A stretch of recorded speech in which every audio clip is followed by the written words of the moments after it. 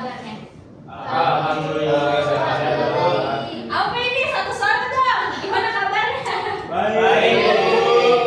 Oke, udah pada semangat ya di sini teman-teman. Saya juga gak kalah semangat nih untuk menjelaskan mengenai materi Indonesia di bawah tirani Jepang. Teman-teman di sini aku pengen nanya, ada yang tahu nggak kapan Jepang mulai masuk ke Indonesia? Yang tahu angkat tangan.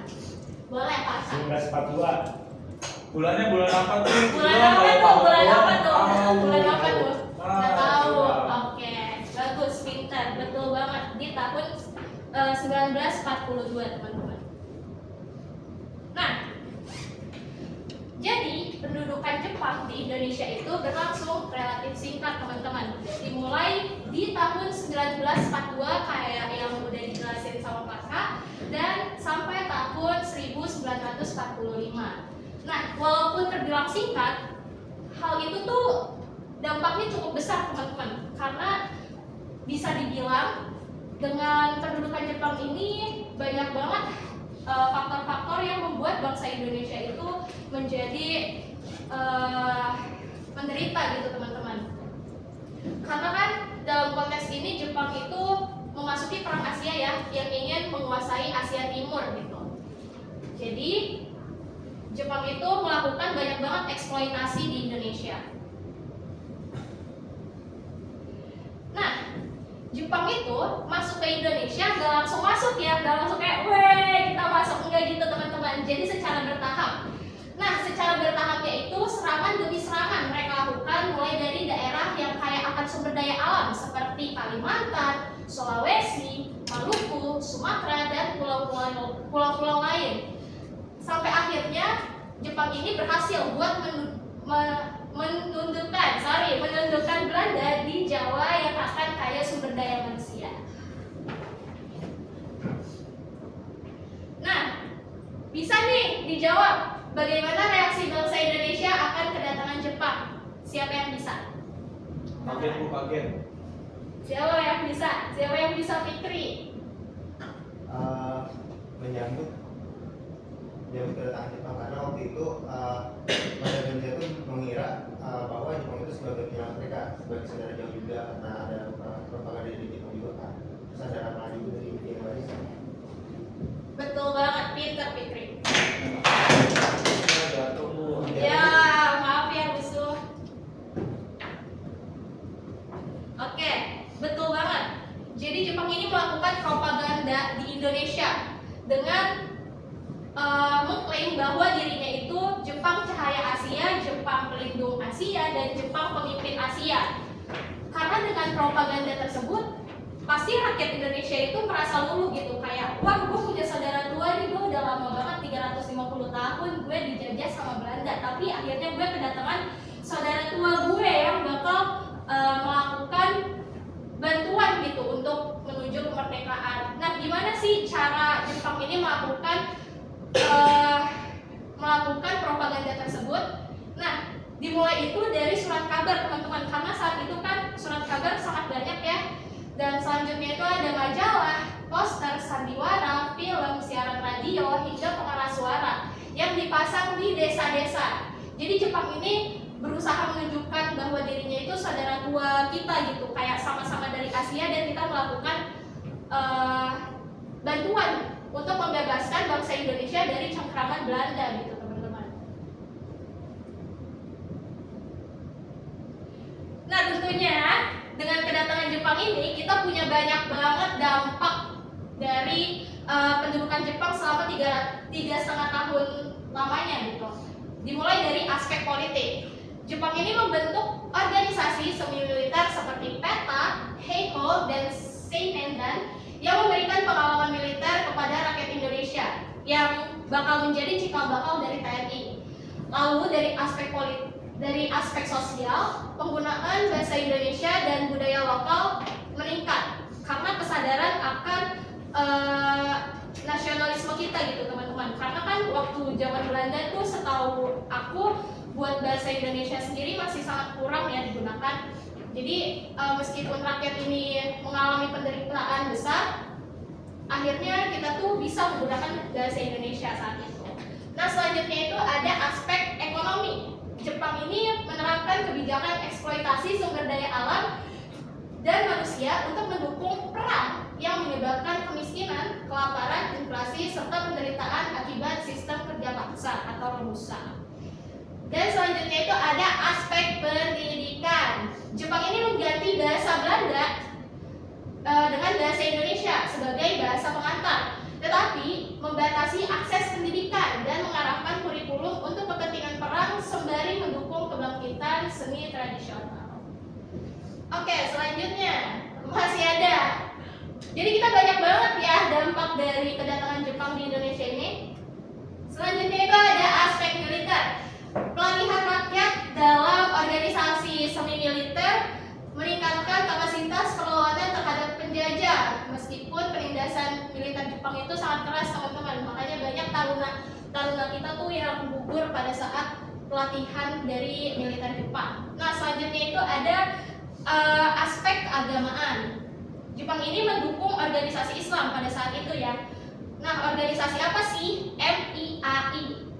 Alasannya kenapa? Untuk mendapatkan dukungan dari umat Islam pada saat itu, karena umat Islam pada saat itu tuh sangat besar ya teman-teman. Jadi kenapa Jepang melakukan kayak merangkul umat Islam untuk mendapatkan dukungan dari umat Islam tersebut, supaya banyak nih kayak kita dapat dukungan dari umat Islam pada saat itu.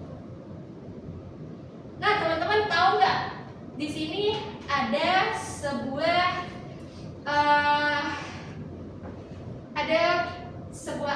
kayak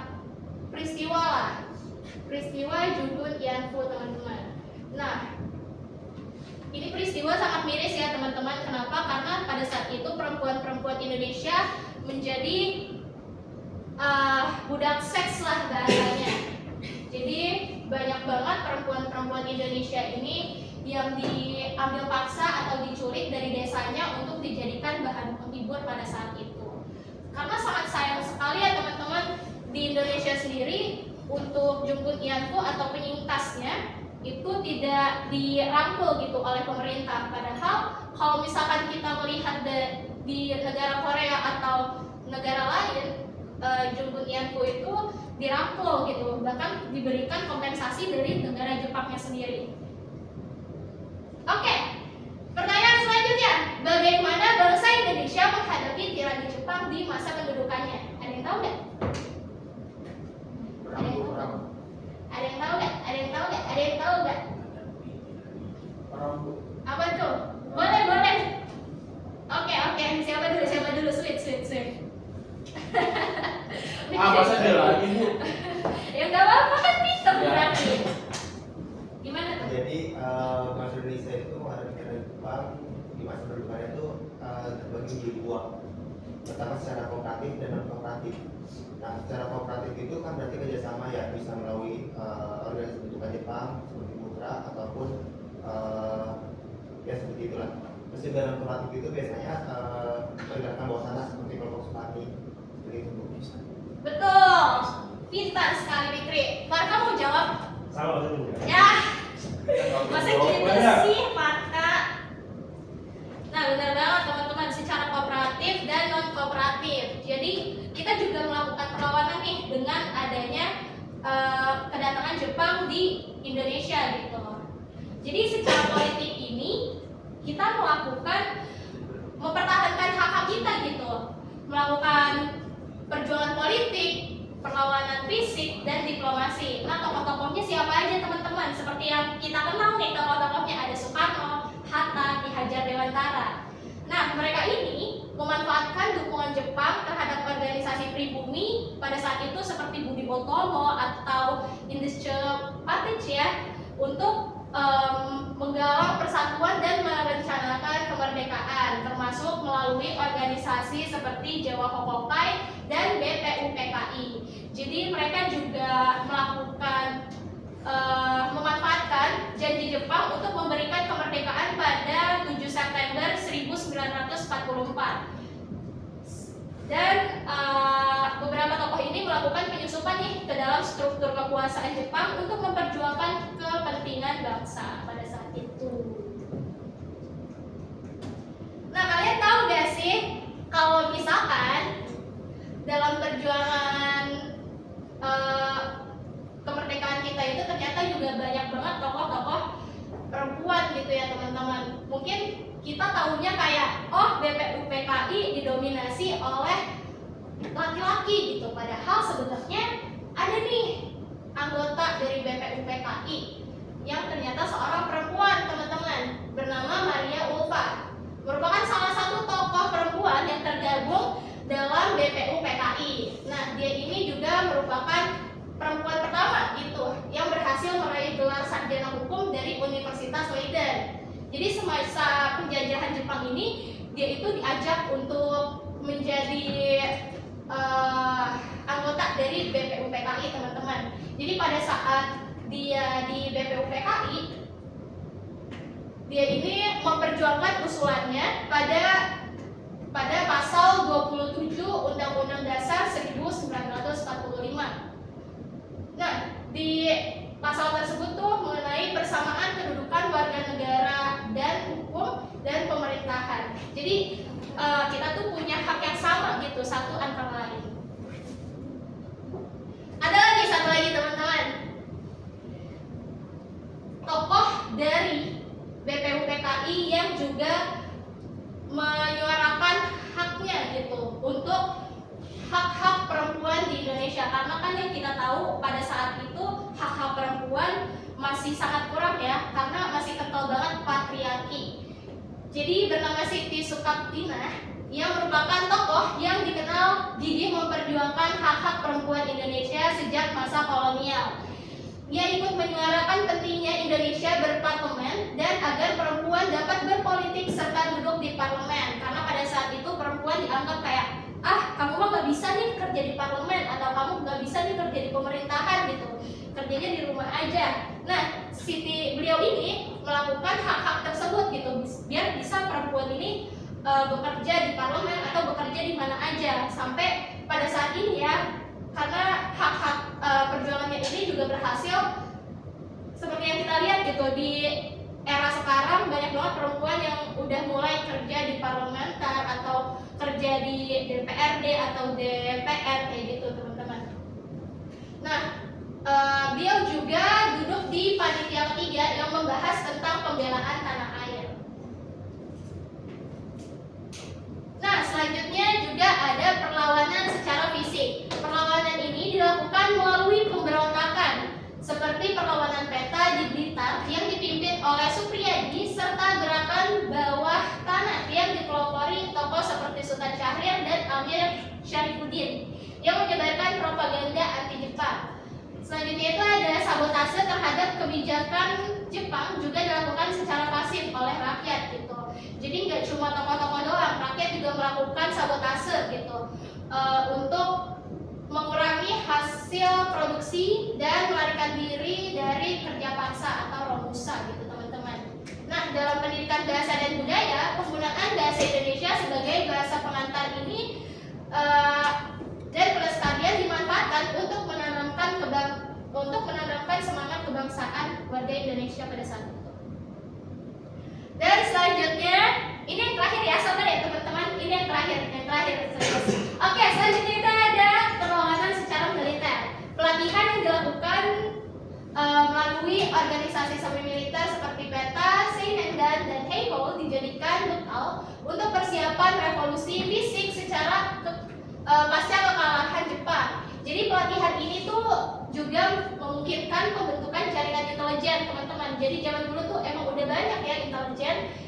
Jadi intelijen ini yang berguna untuk menyusun strategi perlawanan. Selain itu juga penderitaan bersama akibat tirani Jepang dimanfaatkan untuk menggalang solidaritas nasional, sementara jaringan bawah tanah berusaha menjalin komunikasi dengan sekutu untuk mendapatkan dukungan internasional. Oke, ada tugas individu teman-teman. Nah, tugas individunya ya. Ini kan tadi kita udah banyak ya, udah banyak banget tugas-tugas kelompok. Kali ini kita tugas individu biar nilai kalian bagus, ya.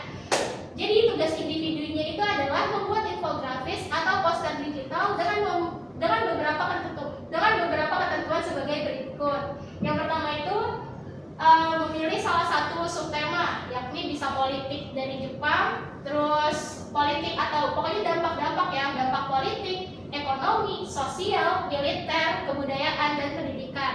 Lalu yang kedua dengan menjelaskan subtema yang dipilih. Jadi harus berdasarkan data, fakta, dan contoh singkatnya.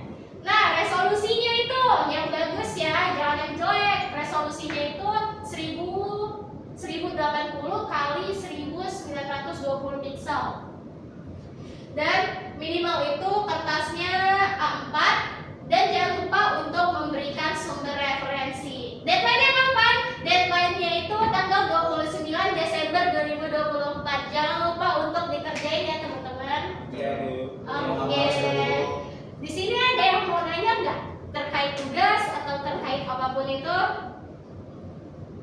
Ada nggak? Nggak ada. Ya udah ngantuk ya, maaf ya kalau bikin ngantuk. Oke. Mungkin dari ketua kelasnya tadi untuk mempersiapkan lagi, karena kan kita udah selesai nih. Oh ya. Setelah tadi kita dimulai dengan doa, mari kita akhiri dengan doa kembali teman-teman. Berdoa menurut agama dan percaya masing-masing. Berdoa dimulai. Amin. Berdoa selesai. Oke, terima kasih kepada Haikal yang sudah memimpin doa ya KM-nya. Dan Ibu juga berterima kasih kepada kalian yang sudah berperan aktif dan juga sudah